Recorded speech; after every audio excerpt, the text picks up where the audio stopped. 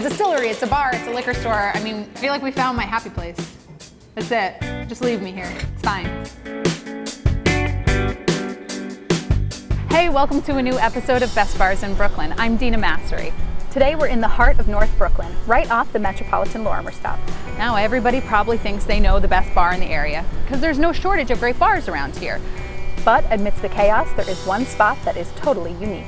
One of the country's premier craft distilleries, the New York Distilling Company and their bar, the Shanty, are serving up some of the best spirits in Brooklyn.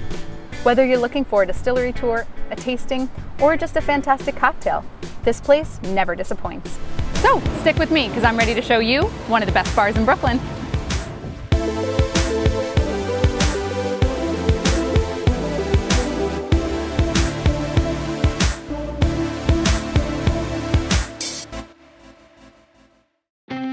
It's true, you could stumble into any number of bars off Brooklyn's L train and get a decent cocktail.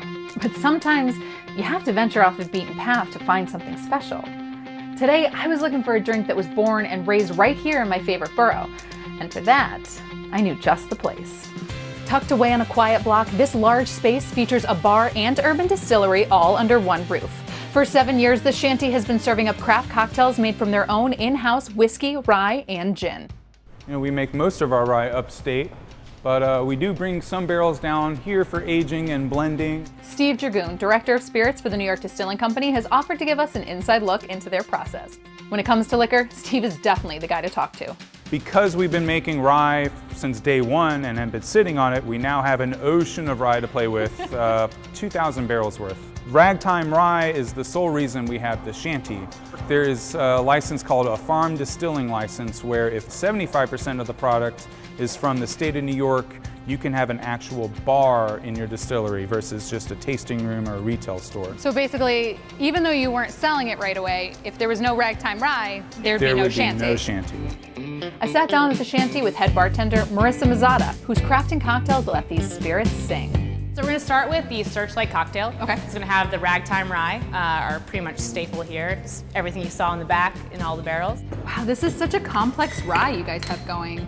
You can sip on it. It also does really well in a cocktail. Yeah. Not all whiskeys do that, you know? God, I get all those delicious spice notes and all those yummy rye notes from right here in New York. It's gonna have a little combier, some ginger, lemon, and a little bit of apricot jam. Oh my God, those citrus notes just jump out of the glass. All that lemon and orange and zestiness, but I gotta tell you, that ragtime rye does not get lost in that at all. It really is perfectly melded together, but still most certainly the star of the show in that cocktail. The thing about the ragtime, which is really awesome, it can be really great in a sour, it can be really great on the rocks, it can be really great neat. It can be really great stirred. Yeah, I mean, you make a good product, you're gonna have a good product to be made from it from there. So totally. It all starts with making good whiskeys. So talk to me a little bit about this big, beautiful machinery that you have right here. She is beautiful. This is Bernadette. She is our 1,000-liter Christian Carl still from Germany. You know, we can do, I'd say, roughly 100,000 cases of product off of this guy. Wow. So mostly Bernadette. Bernadette is doing your gins, is that correct? Yes. We've got Dorothy Parker and we've got Perry's Tot. Now I know Perry's Tot is a Navy strength. From what I understand is it's a higher proof gin that will still allow gunpowder to fire if it's soaked in it, is that correct? That is correct. The British Navy took it upon themselves to figure out what is that magical number where the gunpowder can be wet with alcohol that would still light, and it's 114 proof. So you need to know going into drinking a Navy strength gin that this is going to be a much more high octane liquor than something else. Yes, for Perry's Tot we recommend no more than 1.5 ounces in a drink. If you do martinis with it, you will be bombed really quickly. I'm a little scared to drink this straight, I'm not gonna lie to you, Don't be girl. too afraid, don't be too afraid. I feel like this is one of those like, it's gonna put hair on your chest kind of a thing. It will, but slowly, in that not a noticeable way. I really enjoy it in this little Sazerac riff. That's going to have the Perry's Tot, some Strega, and Carpano Antica.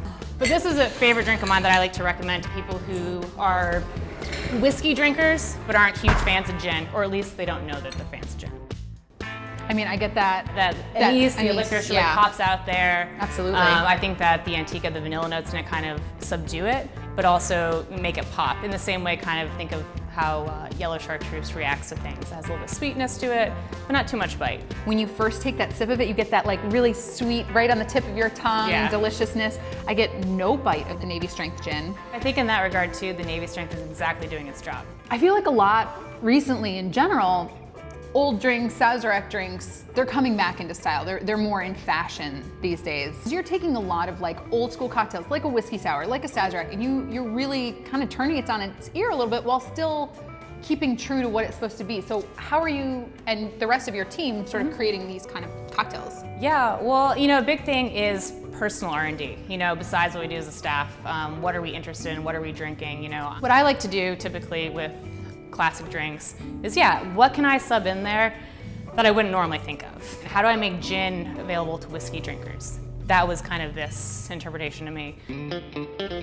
So as I mentioned earlier, we make most of the rye upstate at our other facility, but we do make Chief Gowanus here. And Chief Gowanus is a new age spin on Genever, which was the precursor to London dry gin. So we take our unaged ragtime rye and redistill it with juniper berries and cluster hops. So essentially you start off making a big batch of beer in which you would never drink.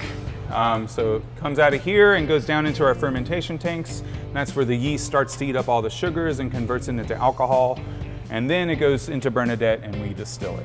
So basically the Chief Gowanus is like a marrying of the rye and the gin. Yes, it's our unaged ragtime rye, and then we redistill it with juniper berries and cluster hops. And not everybody's doing that. No, absolutely. Our Chief Gowanus New Netherlands style gin. The color on it is so interesting. It's like this super pale rye, almost greenish in hint. You don't know what to do with it. I know. I I keep looking at it like, I mean, you say gin, but I don't know if I believe you. Well, one of my favorite things here that I've always loved, you get the chance to step out of your comfort zone. I mean, it's so complex. You get those rye notes like as if it was the juniper in the gin. So the next one is going to be the modern era with our Chief Gowanus New Netherlands style gin. The modern era. Cheers. This looks beautiful. So again, we're gonna have the Chief Gowanus, a little bit of Lillet, some lemon, cacao, and a dash of absinthe. That could not be any smoother. That is like, I mean, as somebody who doesn't typically order gin cocktails, I would order that in a heartbeat.